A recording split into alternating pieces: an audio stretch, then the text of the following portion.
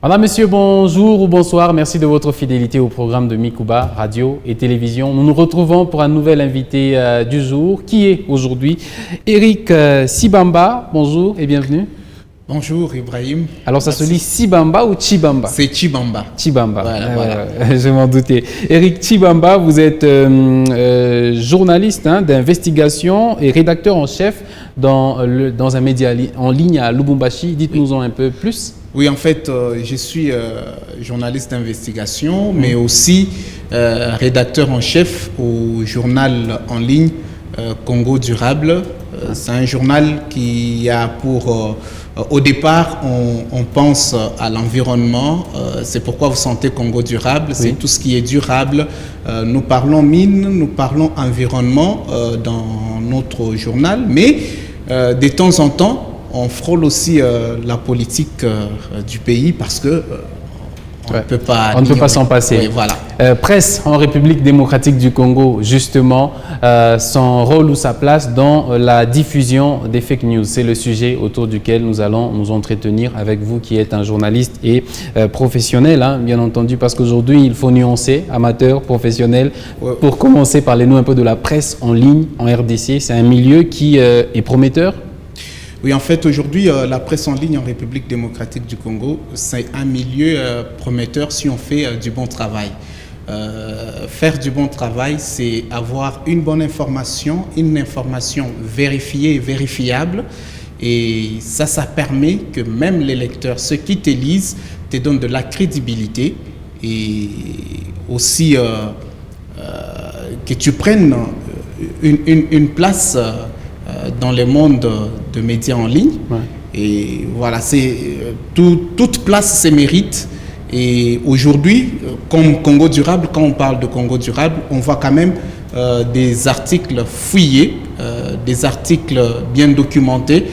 Ça permet aussi que dans les jours à venir, même les chercheurs qui font leurs travaux scientifiques, ils peuvent se ressourcer au niveau des Congo Durables, mais aussi au niveau de tous médias en ligne. Mais seulement, il y a quand même des couacs, il faut le dire, par rapport aux blogueurs qui s'identifient aujourd'hui en tant que journalistes en ligne. Justement, et cette cacophonie, on ne sait pas aujourd'hui nuancer exactement qui est blogueur et qui est journaliste. C'était ça, d'ailleurs, la prochaine question. Qu'est-ce qu'il convient aujourd'hui d'appeler presse ou média? Et qui est-ce qu'il convient d'appeler journaliste à l'heure actuelle? Oui, à l'heure actuelle, je pense que la question, on devrait se poser, c'est quoi un média ou une presse professionnelle? Oui, je vous conseille. Oui, voilà. Parce qu'aujourd'hui, nous avons beaucoup de gens qui sont en train de courir derrière les buzz.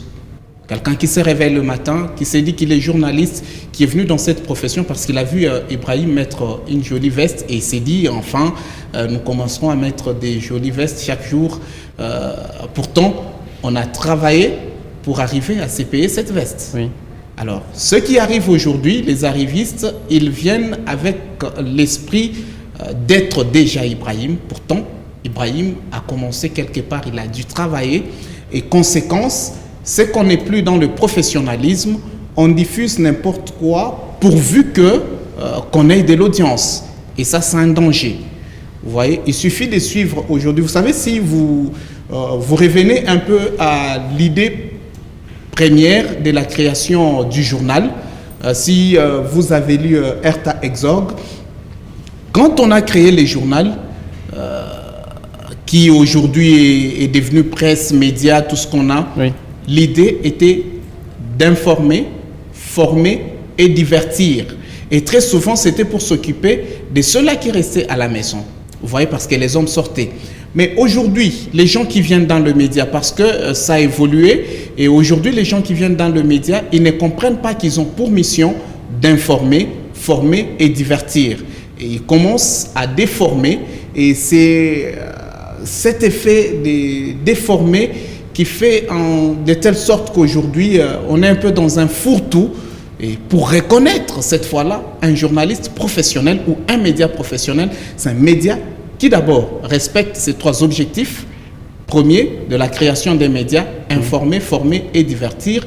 Et dans l'information, c'est ces médias ou cette presse qui est en mesure de donner des informations vérifiées, certifiées, vérifiables. Donc tout le monde peut se dire que c'est une bonne information. Vous voyez. Oui. Le journaliste amateur, le journaliste professionnel, on ne fait pas trop la différence. Les gens qui se disent journalistes ne font pas trop la différence sur le terrain, mais vous qui vous attachez à ce métier et à tout ce qui va avec, vous distinguez le professionnel et l'amateur. Mais parlons un peu des fake news. Les fake news, on en parle de plus en plus depuis l'avènement du président Trump à la tête des États-Unis d'Amérique. Ce contexte, il a été popularisé, mais il existait bien avant. Aujourd'hui, il existe des fake news en République démocratique du Congo. Exactement, en République démocratique du Congo, il existe des fake news. Et si hier, les fake news avaient pour objectif de donner uniquement des fausses informations, oui. Mais aujourd'hui, l'objectif des fake news a changé. C'est plutôt désorienté. Il y a des gens qui sont là, qui créent des fake news. On peut te donner une vraie fausse information. Une vraie fausse information. Une vraie fausse information. Et dans le but de manipuler et de désorienter généralement l'opinion publique. Et ça, c'est fait très souvent par les politiciens. C'était quelque chose que ça a commencé beaucoup plus avec des blogueurs qui sont là, quelqu'un invente une histoire et balance, il a beaucoup plus de vues, les gens commentent. Et aujourd'hui maintenant, c'est un moyen pour les politiciens, surtout, de manipuler l'opinion publique. Malheureusement, c'est que journalistes accompagnent cette histoire. Parce que nous déplorons le fait qu'aujourd'hui, vous voyez un journaliste qui est un canal de propagation des fake news. Et ça, c'est un danger pour notre métier. C'est un danger. Parce que de moins en moins, les gens prennent le média en République démocratique du Congo avec beaucoup de sérieux. De moins en moins. Vous voyez. Et c'est vraiment un danger, le fait qu'on ait des fake news aujourd'hui en République démocratique du Congo, relayées malheureusement par les journalistes. Par les journalistes professionnels, par les journalistes qui ont été formés, éduqués en fonction du métier. Vous n'êtes pas d'accord avec professionnels? Non, il y a ceci. Les fake news, tout le monde peut tomber dedans. Mais ce qui est mal, c'est quand les gens en ont fait une habitude. Je vais vous dire, une fois sur ma page Twitter, on a publié, j'ai vu quelqu'un en qui j'ai confiance, j'ai estimé que c'était une source crédible. Pourtant, lui a diffusé des informations pour manipuler et il était en connivence avec certains politiciens. Pourtant, moi, je prenais avec beaucoup de sérieux. Et tout de suite, j'ai relayé. Et quand j'ai relayé, il y a quelqu'un qui m'a appelé pour me dire « Eric, est-ce que tu as eu le temps de vérifier ?» Et là, maintenant, c'est là une autre source. Et j'ai pris le temps de vérifier. Et je suis revenu pour ma page Twitter pour m'excuser et dire que bon, je suis tombé dedans.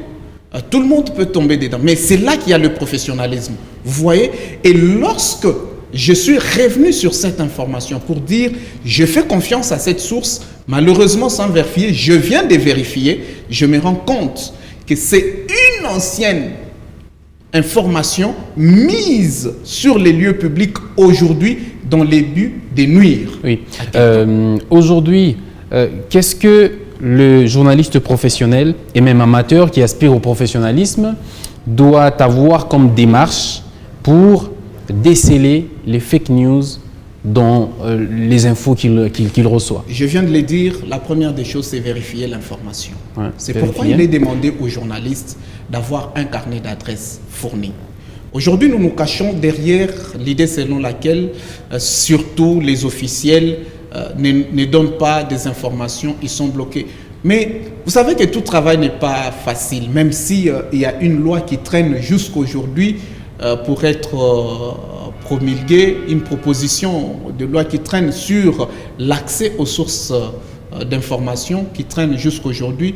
Mais soyez-en sûrs, quelqu'un ne va pas vous donner des informations qui sape à son honneur, même quand vous l'appelez. Donc c'est là qu'on demande aux journalistes de fournir beaucoup plus d'efforts, d'enquêter et de multiplier son carnet d'adresses, d'avoir un carnet d'adresses fourni. Ce qui fait que si aujourd'hui on accuse Mikuba dans une certaine mesure et que j'appelle le DG de Mikuba qui ne sait pas me fournir une bonne information, mais mon carnet d'adresses peut me permettre d'avoir des informations à l'intérieur de Mikuba. C'est ça ce que les journalistes doivent faire.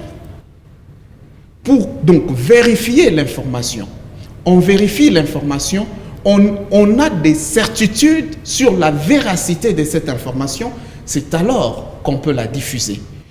Parce que vous allez vous rendre compte qu'aujourd'hui, dans le média, prenez 100% de nos émissions, à la radio tout comme à la télé, sur toutes ces émissions à téléphone ouvert. Chaque fois que j'ai la chance de venir à Kolwezi, oui, et que je me mets à suivre les radios, parfois tu as tendance à penser qu'il n'y a que ça. On prend une fausse information, non vérifiée, parce que c'est passé sur, on a vu ça sur les réseaux sociaux, et on met émission à téléphone ouvert. Oui. Et ça commence à taper, c'est dans tous les sens. Et ça, malheureusement, ceux qui nous suivent ne savent pas distinguer les animateurs radio ou télé des journalistes. Oui. Tout celui qui passe à la radio, même quelqu'un qui vient solliciter aujourd'hui un espace pour commencer à faire ses théâtres, à dire sa prédication, ceux qui nous suivent pensent que tout celui-là qui passe à la télé est journaliste, qui passe à la radio est journaliste. Alors, ou à l'extrême, tout celui qui travaille dans un média est journaliste. Parce qu'on peut se dire, on voit une femme de ménage à une chaîne de radio et télévision, oui, parce qu'on voit chaque fois, elle entre, elle sort, elle entre, elle sort, elle est journaliste. Oui. Et on passe tout son temps à la radio, à la télé, à analyser des fake news, et on donne même la parole à la population qu'on désoriente. Et ça, c'est un danger. Les journalistes aujourd'hui, vous allez voir que ceux qui ont aidé le M23 au jour d'aujourd'hui, c'est le cas de le dire, ce sont les journalistes. Comment? Mais parce que les M23 mettaient parfois des informations fausses. Et beaucoup de journalistes relayaient cela. Et quelle est la communication? Parce que c'est prévu même dans la loi. Au moment pareil, au moment où le M23 agresse la République démocratique du Congo, Bunagana demeure jusqu'à ces jours entre les mains des forces négatives, bien sûr, des M23. Oui. L'idée est celle de publier des informations qui viennent de l'officiel. On ne vous dit pas de ne pas dire que Bunagana est entre les mains des M23. Mais que font les FARDC?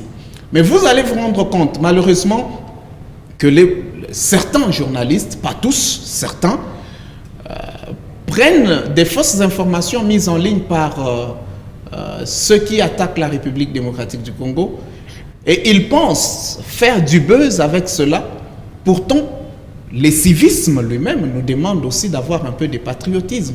En ces temps, il est mieux d'informer, de donner des informations qui viennent de la source officielle. Et la source officielle, pour l'instant, il n'y a que les FARDC, le gouvernement. Et le gouvernement. Oui. Or, les FARDC, à ce que je sache, leur service de communication, c'est un service très ouvert. C'est un service très ouvert. Le général Kassonga, qui gère ce service de communication, c'est un monsieur qui prend le téléphone et qui vous donne des informations quand vous en avez besoin. À tout moment. Et vous pouvez discuter, vous pouvez même lui dire, mais ce que vous me dites, monsieur le général, mon général, c'est faux. Parce que moi, j'ai ça, ça. Et vous pouvez discuter. Il va vous dire, non, voilà ce qu'il y a eu. Mais il y a aussi toute information, dans une période comme celle-ci, en quoi ça va nous servir de dénoncer certaines positions des FARDC à l'ennemi. Tout ça, ça joue. Ça doit s'étudier. Et malheureusement, on utilise cela et les ennemis savent que c'est l'une des capacités des Congolais et des journalistes congolais. Nous aimons tellement les buzz que quand eux mettent un truc pareil, nous ramassons directement, nous relayons et nous voulons avoir beaucoup plus de vues qui nous amènent à quoi. Oui. Eric Chibamba, vous êtes journaliste d'investigation et rédacteur en chef du média en ligne Congo Durable. Congo Durable, cette fois je retiens. Congo Durable de Lubumbashi. Vous intervenez sur cette question de l'impact des médias dans la diffusion des fake news en République démocratique du Congo. Et justement, je vous sens un peu à charge contre ceux qui se qualifient comme journalistes. Vous dénotez une certaine négligence, une légèreté dans le chef des journalistes aujourd'hui, dans le traitement de l'info? Aujourd'hui, certains, j'aimerais dire certains, oui, parce que j'en connais qui vont vers l'information. Le malheur que nous avons aujourd'hui avec l'avènement de l'Internet et des réseaux sociaux, c'est que nous avons des journalistes qui sont à la maison, qui sont plutôt à la maison. Nous avons des journalistes qui restent chez eux à la maison ou qui sont à leur rédaction. Ils voient quelque chose qui arrive dans un groupe WhatsApp et directement, ils relayent. Et s'il veut vérifier, il vient aussi dans un autre groupe de journalistes qui peut confirmer cette information ou qui peut infirmer cette information. Mais non, quand tu as ça, va vers l'information, va chercher l'information, tu ne restes pas assis. Mais aller vers l'information requiert d'avoir des moyens, ça requiert d'avoir la possibilité de se déplacer facilement. Quand on est un média, on doit avoir pensé à tout cela. On doit avoir pensé aux moyens de déplacement. Mais le contexte de la République démocratique du Congo, on le connaît, les médias ne sont pas nantis. On les connaît. Oui. Ils ne sont pas nantis, mais qui nous demande de travailler dans ces conditions? On peut dire non. Moi, aujourd'hui, je suis cofondateur et rédacteur en chef de Congo Durable, mais je n'ai pas commencé dans Congo Durable.